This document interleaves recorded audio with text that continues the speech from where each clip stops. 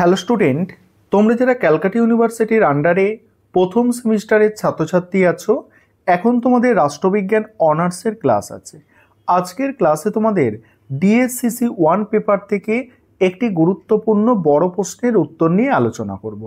প্রশ্নটা আছে, ডেভিড হেল্ডের গণতন্ত্রের শ্রেণীবিভাগ করো। এই প্রশ্নটা তোমাদের 10 নম্বর বা 20 নম্বরের জন্য খুবই গুরুত্বপূর্ণ একটা প্রশ্ন। এবারে তোমরা অ্যান্সারটা বুঝে নাও, ভালো করে মনোযোগ সহকারে শুনবে, তবে বিষয়বস্তুটা বুঝতে পারবে। কি বলা হচ্ছে দেখো, গণতন্ত্র কেবল একটি শাসন ব্যবস্থা বা সরকারের ধারণাকেই বোঝায় না। গণতন্ত্র বলতে এমন একটি রাজনৈতিক ব্যবস্থাকে বোঝায় যেখানে জনগণের সম্মতি ও রাজনৈতিক মর্যাদা সাম্য নীতির ওপর প্রতিষ্ঠিত, অর্থনৈতিক ক্ষেত্রে সমতার নীতির ওপর প্রতিষ্ঠিত ব্যবস্থা। গণতন্ত্র শব্দটির ব্যুৎপত্তিগত অর্থ হল জনগণের কর্তৃত্ব বা জনগণের শাসন। Models of democracy, state and society নামক গ্রন্থে ডেভিড হেল্ড গণতন্ত্রের যে ধারণা দিয়েছেন তাকে দুটো ভাগে ভাগ করা যায়। এক হচ্ছে সনাতন মডেল, আর একটা হচ্ছে সমকালীন মডেল। সেই সনাতন মডেলকে আবার কতগুলো ভাগে ভাগ করা হয়েছে সেগুলো দেখো। সনাতন মডেলগুলি নিম্নলিখিতভাবে আলোচিত হলো। সনাতন মডেলের মধ্যে প্রথম যেটা আছে দেখো, এথেন্সের ধ্রুপদী গণতন্ত্র। এথেনীয় গণতন্ত্রের পরিধি বা ক্ষেত্র হলো নগররাষ্ট্র। ক্ষুদ্র নগররাষ্ট্রই হলো এই গণতন্ত্রের এলাকা। এখানে নাগরিকরা আইন বিভাগীয় ও বিচার বিভাগীয় কার্যাবলীতে সরাসরি অংশগ্রহণের সুযোগ পায়।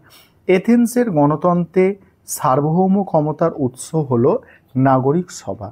এই গণতান্ত্রিক ব্যবস্থায় বিশ্বাস করা হয় যে প্রত্যেক নাগরিকই শাসন করবে এবং শাসিত হবে পর্যায়ক্রমে।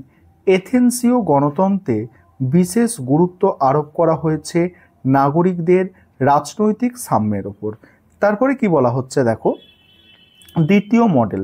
এখানে দেখো আমরা প্রথমে কি পড়ছি, এটা সনাতন মডেল। সনাতন মডেলের মধ্যে দ্বিতীয় যেটা আছে সংরক্ষণমূলক গণতন্ত্র। সেখানে কনসেপ্টটা কি আছে দেখো, সংখ্যাগরিষ্ঠের শাসন সংরক্ষণমূলক গণতান্ত্রিক ব্যবস্থার মূল ভিত্তি। জনসাধারণের হাতে সার্বভৌম ক্ষমতা ন্যস্ত থাকে, কিন্তু চূড়ান্ত বিচারে বৈধ শাসকই সার্বভৌম ক্ষমতার অধিকারী হন। এখানে রাষ্ট্র ক্ষমতা প্রকৃতগত বিচারে নৈবিত্তিক এবং আইনগতভাবে সীমাবদ্ধ। সংরক্ষণমূলক গণতান্ত্রিক ব্যবস্থায় সরকারের দায়িত্বশীলতার ব্যবস্থা আছে। তারপরে আছে দেখো উন্নয়নমূলক গণতন্ত্র। উন্নয়নমূলক গণতন্ত্রে কতগুলি বৈশিষ্ট্যসূচক বিষয় বিশেষভাবে উল্লেখযোগ্য।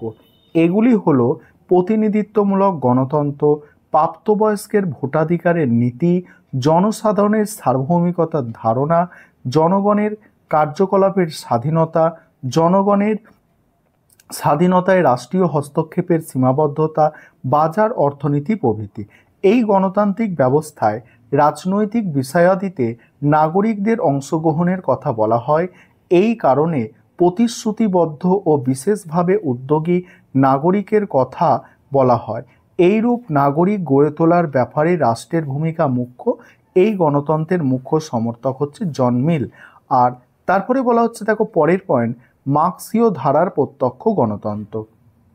প্রত্যক্ষ গণতন্ত্রের এই মডেলটি মূলত মার্ক্সীয় দর্শনের মধ্যেই নিহিত আছে। মার্ক্সীয় বক্তব্যের ভিত্তিতে গণতন্ত্রের এই মডেলের কথা বলা হয়েছে। এই মডেলে গণতান্ত্রিক ব্যবস্থায় বাজার অর্থনীতি, ব্যক্তিগত সম্পত্তির অধিকার, শ্রেণীর অস্তিত্ব, শ্রেণীর শোষণ, অভাব প্রভৃতি অবলুপ্তির কথা বলা হয়েছে। মার্ক্সীয় গণতন্ত্রে গণতান্ত্রিক ব্যবস্থায় অর্থনৈতিক এবং রাজনৈতিক সাম্যের ওপর বিশেষ জোর দেওয়া হয়। পীড়নমূলক যাবতীয় ব্যবস্থার স্থানে মানুষজনের নিজেদের পরামর্শদাতাদের ভূমিকার ওপর বিশেষ গুরুত্ব আরোপ করা হয়। মার্ক্সীয় প্রত্যক্ষ গণতন্ত্রের মডেল অনুযায়ী প্রত্যেক ব্যক্তির স্বাধীন বিকাশের মধ্যেই নিহিত আছে সকল ব্যক্তির স্বাধীন বিকাশ। এবারে সমকালীন গণতন্ত্রের যে মডেলগুলো আছে সেগুলো আমি আলোচনা করব, সেগুলো বুঝে নেবে। তার আগে যে বিষয়টা বলার আছে তোমাদের জন্য অনলাইন কোচিং ক্লাস চলছে পলিটিক্যাল সায়েন্স অনার্স সাবজেক্টের। কেউ যদি তোমরা অ্যাডমিশন নিতে ইচ্ছুক থাকো এই নম্বরে যোগাযোগ করতে পারো। 912300005218 এই নম্বরে তোমরা যোগাযোগ করে অ্যাডমিশন নিতে পারো। আমাদের প্রথম সেমিস্টারে সপ্তাহে 3 দিন করে ক্লাস থাকে, 2 দিন রেকর্ডেড ক্লাস, 1 দিন গুগল মিটে লাইভ ক্লাস, এবং তার জন্য পার মান্থ 500 টাকা করে ফিস নেওয়া হয়। যেসব ছাত্রছাত্রীরা অ্যাডমিশন নিতে ইচ্ছুক এই নম্বরে যোগাযোগ করে অ্যাডমিশন নিতে পারো। পরে সমকালীন গণতন্ত্রে যেটা বলা হচ্ছে দেখো, এখানে প্রথম পয়েন্ট হচ্ছে অংশগ্রহণমূলক গণতন্ত্র। সেখানে কি বলা হচ্ছে, এই মডেল অনুযায়ী সমাজের কতগুলি প্রধান প্রতিষ্ঠান বর্তমান, এই সমস্ত প্রতিষ্ঠানে নাগরিকদের প্রত্যক্ষ অংশগ্রহণ আবশ্যক, যেমন স্থানীয় শাসন ব্যবস্থায় অংশগ্রহণ ও বিভিন্ন কর্মক্ষেত্রে অংশগ্রহণ।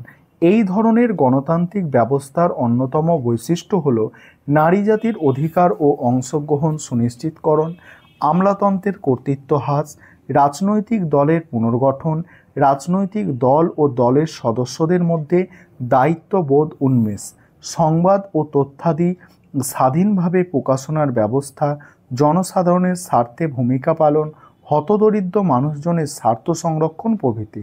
বলা হয় যে সরকারি কাজে সরাসরি অংশগ্রহণের মাধ্যমে নাগরিকদের সরকারি কাজে আগ্রহ, আন্তরিকতা, অভিজ্ঞতা বৃদ্ধি পাবে।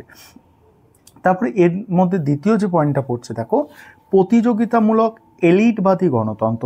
এলিট মানে সমাজে মুষ্টিমেয়, মানে শ্রেষ্ঠ মানুষদেরকে বলায়। শ্রেষ্ঠ মানুষ বলতে যেমন ক্রিকেটের কথা মনে পড়লেই সকল ক্রিকেটার অনেকে ক্রিকেট খেলে। তোমরা যারা দেখছো ভিডিওটা তোমরাও ক্রিকেট খেলতে পারো, আমিও ক্রিকেট খেলতে পারি, কিন্তু ক্রিকেটের এলিট কারা? যারা সচিন টেন্ডুলকার, সৌরভ গাঙ্গুলি, এরা হচ্ছে এলিট, ঠিক আছে, যারা প্রথম শ্রেণীর, ঠিক আছে। এই এলিটবাদী গণতন্ত্রে কি বলা হচ্ছে দেখো, বলছে যে সাম্প্রতিককালে সমাজ হলো শিল্প সমাজ, আধুনিককালে এই শিল্প সমাজ হলো প্রতিযোগিতামূলক এলিটবাদী গণতন্ত্রের ক্ষেত্র। এই ধরনের গণতান্ত্রিক ব্যবস্থায় কতগুলি বৈশিষ্ট্য পরিলক্ষিত হয়, এগুলি হলো সংসদীয় গণতন্ত্র, সুদৃঢ় শাসন বিভাগ, কেন্দ্রীয় নেতৃত্ব প্রভৃতি। এখানে নেতৃত্বের দেখো অধিকার অশিক্ষিত, নেতৃত্ব থাকে প্রভাবশালী ব্যক্তি, তিনি দক্ষ, উদ্যোগী এবং মানে অনুপতিত। তারপরে দেখো আইনমূলক গণতন্ত্র, পরের পয়েন্ট। আইনমূলক গণতন্ত্রে কি বলা হচ্ছে দেখো, আইনমূলক গণতন্ত্রেরও কতগুলি বৈশিষ্ট্য রয়েছে। এগুলি হলো আইনের অনুশাসন, উন্মুক্ত বাজার অর্থনীতি, শাসনতান্ত্রিক রাষ্ট্র ব্যবস্থা, ব্যক্তি মানুষ ও সমষ্টির কাজকর্মের স্বাধীনতা, এই স্বাধীনতায় রাষ্ট্রের ন্যূনতম হস্তক্ষেপ প্রভৃতি। এখানে আইনের অনুশাসনের ওপর বিশেষ জোর দেওয়া হয়। বলা হয় যে আইনের অনুশাসনের ভিত্তিতেই সংখ্যাগরিষ্ঠের শাসন কায়েম হবে এবং প্রতিষ্ঠিত হবে নাগরিকদের রাজনৈতিক ও আর্থিক স্বাধীনতা। পরের পয়েন্ট হচ্ছে বহুত্ববাদী গণতন্ত্র। বহুত্ববাদী গণতন্ত্র হলো উদারবাদী গণতান্ত্রিক ব্যবস্থার রকমফের। বলছে এই ধরনের গণতান্ত্রিক মডেলে উদারনৈতিক গণতান্ত্রিক রাজনৈতিক ব্যবস্থার মানে বিবিধ বৈশিষ্ট্য বর্তমান। এর উল্লেখযোগ্য বৈশিষ্ট্য হলো নির্দিষ্ট সময় অন্তর নিয়মিত প্রতিনিধিত্বমূলক নির্বাচন ব্যবস্থা, বহু ও বিভিন্ন স্বার্থগোষ্ঠীর অস্তিত্ব, স্বার্থগোষ্ঠীর সমূহের প্রভাব প্রতিপত্তি, নিয়ন্ত্রণ ও ভারসাম্যের নীতি অনুসরণ, সংখ্যালঘু গোষ্ঠী সমূহের স্বাধীনতার স্বীকৃতি প্রভৃতি। তারপরে উপসংহারে কি বলা হচ্ছে দেখো, ডেভিড হেল্ডের গণতন্ত্রের মডেলটি আধুনিক যুগের গণতন্ত্রের একটি সমন্বিত ও বহুতল দৃষ্টিভঙ্গি প্রদান করে। তার মডেলটি কেবল ঐতিহাসিক দিক থেকে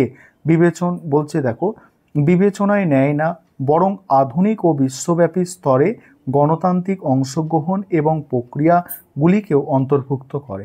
এই মডেলটি গণতন্ত্রের নতুন ধারণা ও বাস্তবায়নকে তুলে ধরে, যা সমাজে গণতান্ত্রিক অংশগ্রহণের বিস্তার, গভীরতা বৃদ্ধিতে সাহায্য করে। সামগ্রিকভাবে হেল্ডের মডেলটি গণতন্ত্রের একটি যুগোপযোগী প্রগতিশীল দৃষ্টিভঙ্গি প্রদান করে, যা সমকালীন ও ভবিষ্যৎ সমাজের জন্য গুরুত্বপূর্ণ। এই ছিল তোমাদের আজকে একটি গুরুত্বপূর্ণ বড় প্রশ্নের উত্তর।